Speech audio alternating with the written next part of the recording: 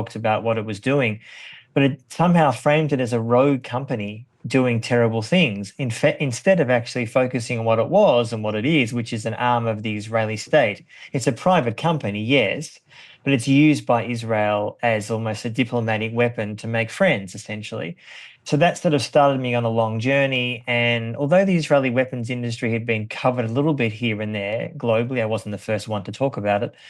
It seemed that there hadn't really been an extensive book about it. So I spent years researching it, spent a lot of time in Palestine, obviously elsewhere globally. The book came out in May last year, a few months before October 7.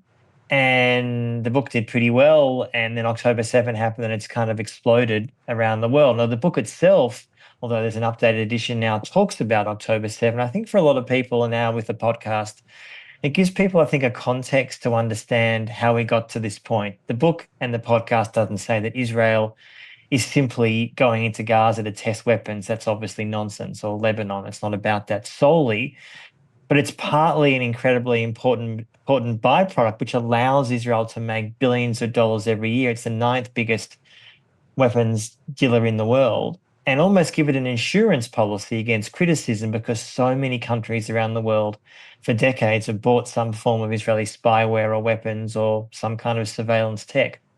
And what do we know about how intentional this is as a strategy and how open the Israeli government is about this being kind of an intentional and deliberate part of its military strategy?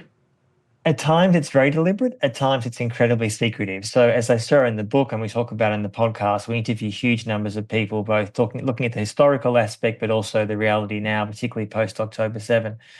There's huge amounts of declassified documents which we discuss, which shows that, for example, between apartheid South Africa and Israel back in the day, they were the best of friends.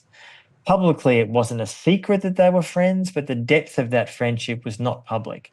And both countries admired each other. It wasn't just a defense relationship, it was also an ideological alignment, an admiration for each other's countries, ethno-nationalism. At the same time, if you go to a lot of arms fairs globally now, since October 7, but before, you see Israeli companies, Israeli government promoting weapons that have been tested on Palestinians. Sometimes they use the language battle tested, often the videos, some of which were featured in that podcast clip that you just saw, but also available online, which show that the idea of using Palestinians as an occupied population to be tested on is somehow uncontroversial. Now, I would say it's morally abhorrent, but it's not necessarily hidden. So for some countries, it's seen as shameful and not discussed publicly, while other examples, since October 7 particularly, there's been a number of arms fairs globally, and we discuss those in the podcast and interview people, including some who have been there. And these companies are openly saying, we are testing robot dogs, we are testing killer drones, and they work, inverted commas. You should buy them, and many, many countries are keen. I think Pegasus is a good window into this. And for people who haven't heard of this, it's a truly terrifying technology. It allows the person who has access to it, and access to it is quite controlled, and the U.S. takes an interest in who is able to get their hands on Pegasus or not. But basically, if you have access to Pegasus, you can do what's called kind of a no-click surveillance. So you can send a message. I could send a message to Emily, and she doesn't even have to do the dumb old person thing of click on it and put her password into it. Just the act of the message going into her iMessage or into her email and kind of unfurling, going from a Twitter link to a Twitter actual live link, a contact file opening up, that plants the virus onto your phone and gives you then control. There's been reporting that Saudi Arabia used it on Jamal Khashoggi, for instance. You talked about its value as a diplomatic tool. As I've talked to members of Congress about this tool, they're like, wait a minute, they can do what?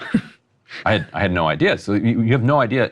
So we have no way of understanding, like, Matt Gaetz hardest it. Because it's not just Israel that has access to it. Lots of countries now have access to Pegasus.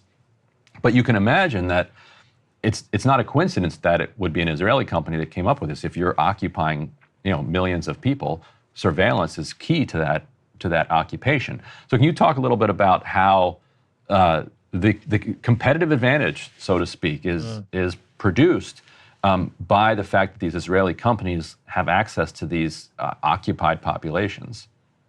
So Pegasus initially started about 15 or so years ago, and the founders of that company, NSO Group, came from Unit 8200, which essentially is the NSA of Israel, incredibly powerful, which often spies on America. And of course, America spies on Israel, which is an interesting, curious story that we don't hear much about. But nonetheless, that unit's almost a pipeline for people who come out of the military and then build and develop these weapons, these spywares, whatever it may be. And I think there is this.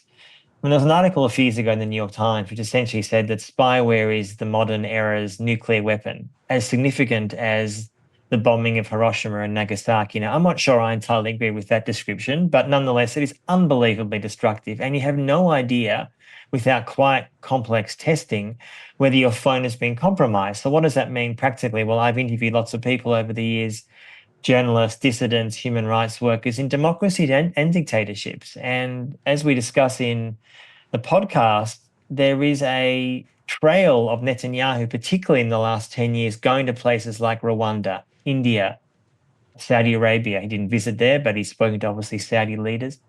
And after those meetings, within 6 or 12 months, Pegasus is in use against those countries' so-called enemies. And because Israel, I think, in many ways, for decades, but especially since October 7, is aware that growing numbers of countries oppose what they're doing, at least publicly, I would argue, and the evidence for this, I think, is pretty clear, that often these nations that are buying some of this tech vote in a certain way at the UN. Doesn't always work as neatly as that, but often it does. And in the last few years, when Biden came in, his people said they were outraged by Israeli spyware. They've in fact sanctioned NSO Group, the company behind Pegasus, amongst other Israeli spyware firms. But I'd say it's a pretty ineffective ban for a few reasons briefly. One, because there are countless other Israeli companies doing exactly the same thing. And secondly, I always saw this as a way to try to shut down or at least challenge the Israeli spyware business, which was challenging the American spyware business. In other words, Israel is ninth weapons dealer in the world. America's number one.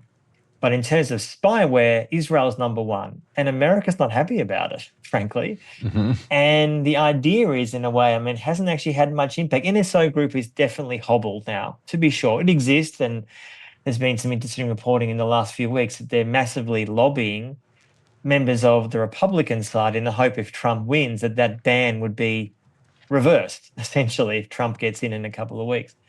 But again, even if NSO Group disappears tomorrow, the genie's out of the bottle. There are so many other companies doing the same thing.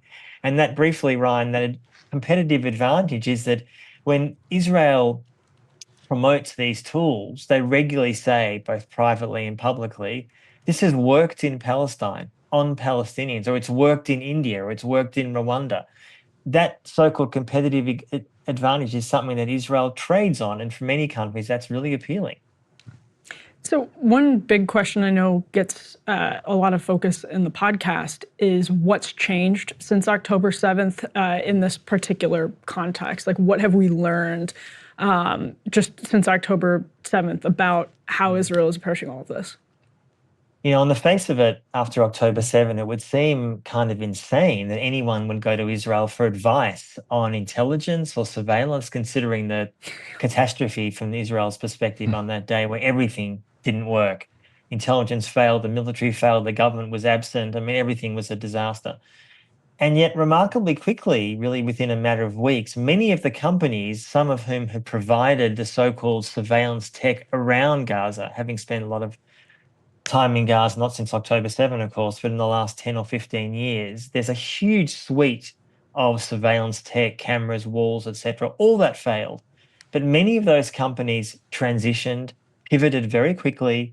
They're supporting what Israel's doing in Gaza. I'm talking about Elbit, Rafael, IAI, many others, testing weapons there. And as I mentioned before, a lot of these companies are now promoting those tools and weapons at arms fairs openly, not really a secret. And I think, although you'd think that the arms industry would suffer, because Israel's economy has taken a hit, it's at war, the war seems endless at the moment.